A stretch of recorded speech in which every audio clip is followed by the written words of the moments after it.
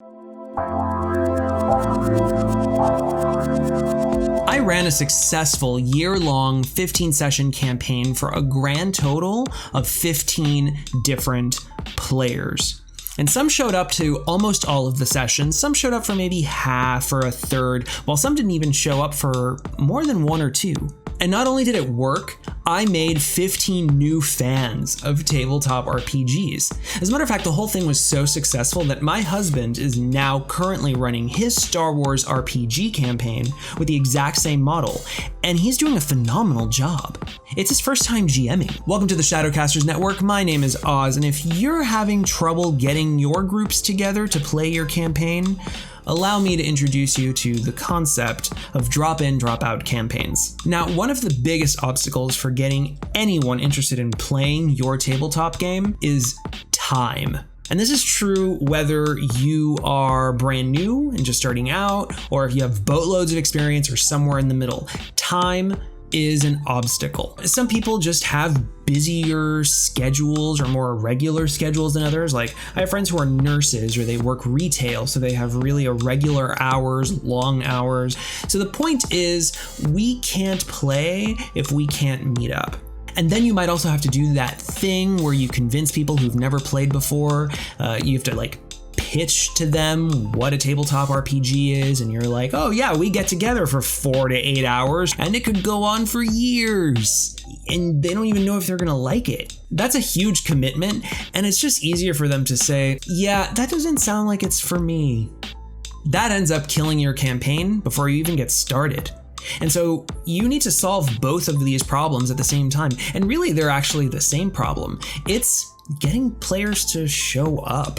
The idea of drop in, drop out is that prospective players, you would tell them, you can just show up to whatever game date that is coming up next that you happen to be available for and try it out. And if it's not for you, there's no pressure to come back. And seriously, don't pressure them. Don't be that person. But if they do like it, then they can come back to any other scheduled game date that they're available for. If you put yourself in a busy or new player's shoes getting that information, I would pick this campaign hands down. This is just way more attractive than having to show up and having to dedicate yourself right off the bat to however many sessions of a game you don't even know if you're gonna like. There are a few things to keep in mind in order to make this viable. Number one is you have to end the mission in a single session. If you end up leaving everyone on a cliffhanger about to fight this giant dragon, and then on your next session half of your group isn't there while another set of people have just joined in and bam, they're in front of a dragon, well, it doesn't really make a lot of sense, does it? So whatever objective you set, give it to them as soon as possible and have it wrapped up by the end of the session. Now, how do we do something like that? Well, let's take a look at tip number 2.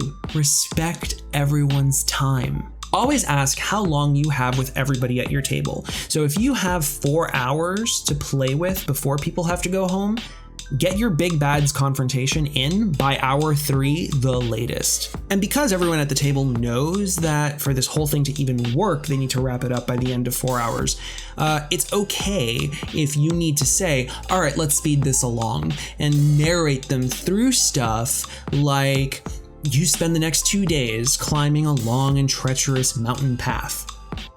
Do that. What are the big important moments of your story? Make a bullet point list, figure out how long you kind of want each one to take so that you can try and stick to a schedule. Which brings me to tip number 3, cut out the fluff.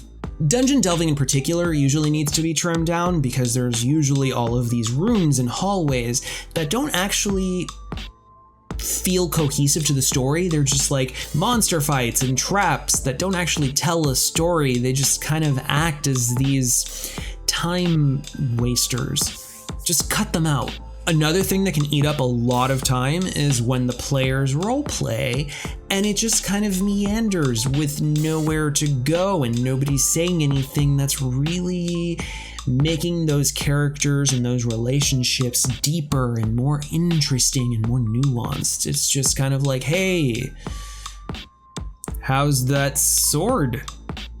and it's holding you up. So a trick that I like to do is whenever they have time to rest or they're traveling or whatever, I'll say something like, you're getting comfortable, you've had your dinner, some drinks. What's something that each of you share about yourself to each other? And make it like a sentence or two. That alone can get your players to share really interesting things about themselves without having to go into a long, drawn out, time sinking role play. But when you find the right moment, the one that actually needs to be discussed at length, you'll take the time for it. Now that said, players are notoriously unpredictable. What? And they might end up doing some things that really are way more interesting than you had once thought, or they really screw something up in a way that there would have to be some consequences for. So let's go to number 4, adjust on the fly. Be willing to take your bullet point list of the major plot beats and be willing to just cut them out if necessary, or move them up and down the list, or combine them, or maybe even improvise brand new ones so that you can somehow meander your way back into the list. Doing that might sound hard, but with enough practice and because you're respectful of players' time, you're going to find ways to move the story along at a brisk pace so that you can hit every single thing that you need to get to before the end of that session. The most important thing is do not get married to a specific sequence of events.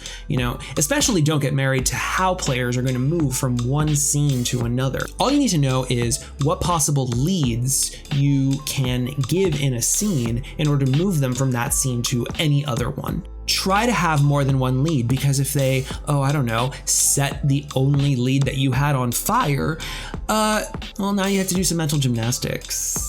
Maybe it's totally okay if they set this one lead on fire because you have a different lead to lead them to the same place, or maybe to a brand new place entirely that will eventually get them back on track anyway. Part of the joy of role-playing is seeing what players do in certain circumstances and how they figure out where to go next. And in order for them to know what to do, don't forget number 5.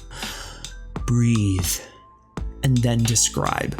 Don't skimp on describing a location or an NPC or the vibe. Just because you're on a strict timetable does not mean that you should deprive the table of atmosphere. Whenever you start in a new location, even if it's a room change, just breathe in and then describe it calmly at your own pace. Make them sound really evocative, right? Envelop them in the sounds and the smells and the conversations, the events, the mysterious looking art piece, anything that's important to really sell that scene. And even just a few sentences will be enough to help engross your players. Description's your friend because you can use it to make sure that you've marked out several points of interest in a space so that the players have direction on things that they can look at and interact with, rather than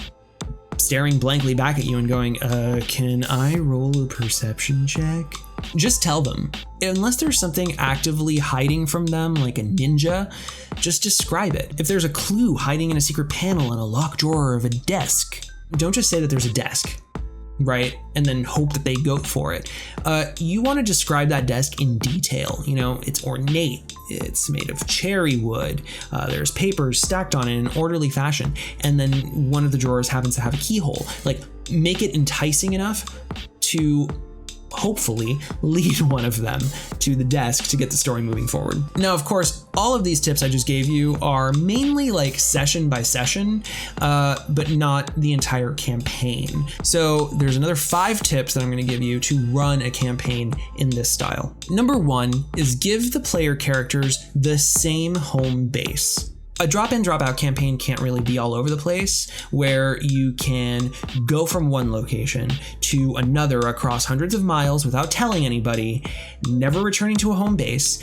And the reason for that is because it would make no sense if the players go from one place to another and then happen to find an old batch of players at the new location. And so by creating a home base, you've created a stable center that you can have players return to and leave from in between adventures. Number 2, do not make any PC integral to the main plot. Yet, because player characters might not necessarily be there next session or the one after, if you're making sure that no player character is so important to your plot that you have to wait for them to come back in order to continue moving that forward, and this is assuming if they even come back, then you're good. Now that said, if that's all that you do, if they're never important, then they can really feel a lot like just extras in a big bad plot rather than influential players inside of it. So instead, hint at things that could interest each character to investigate in a later session. You can drop little ties from their backstories into what's happening. You basically are implying that if they want to find out more, well, they'll have to come back for another session. But I mean, if that doesn't work, then whatever. You could just drop that and move on because their story isn't central to your big plot. Boom. That is smart GM stuff right there. But then there's number 3. Do make a PC important to the session. If you know you're going to have a specific player at your next session, you can center the plot of the day around them. And maybe you're linking some of their backstory into that session. So you've incorporated their ideas, and so they actually feel like they have some buy-in. It shows them that you're investing in their ideas and their input, instead of just having each session being like this speeding train of plot that they're just along for the ride for. Number 4, hint at future sessions, as well as looping back to past ones. If you can drop in little hints of things that you know are going to come up, or even just that you want to come up, but you don't really know how you're going to get around to them, when they do, you're going to look like a freaking genius because you've actually been foreshadowing stuff. So players that have been present for those hints, when it actually comes to pass, are going to be like, ooh, aha, how could I have forgotten this thing? And it's going to feel like it's a cohesive story that's being told across multiple sessions. Have things from old sessions come back too. Like, have NPCs talk about things that happened as a result of player actions. Have old enemies come back to cause trouble. Have friends, people that they've helped, come back to return the favor. And you can do this even if you're running a module, right? Because if a new character is introduced into the mix, instead think to yourself, do I already have somebody that the players know already, or maybe someone in their backstories that can just take this random NPC's place? And all of that then takes on a new meaning and a new life, right? And it's cohesive and part of the story that you've already been building. So it feels like an arc. And finally, last tip, number 5, really number 10, have a group chat. Get all of your players together on Discord, on WhatsApp, on Facebook Messenger, Telegram, whatever it is that you all or most of you use, and then just say,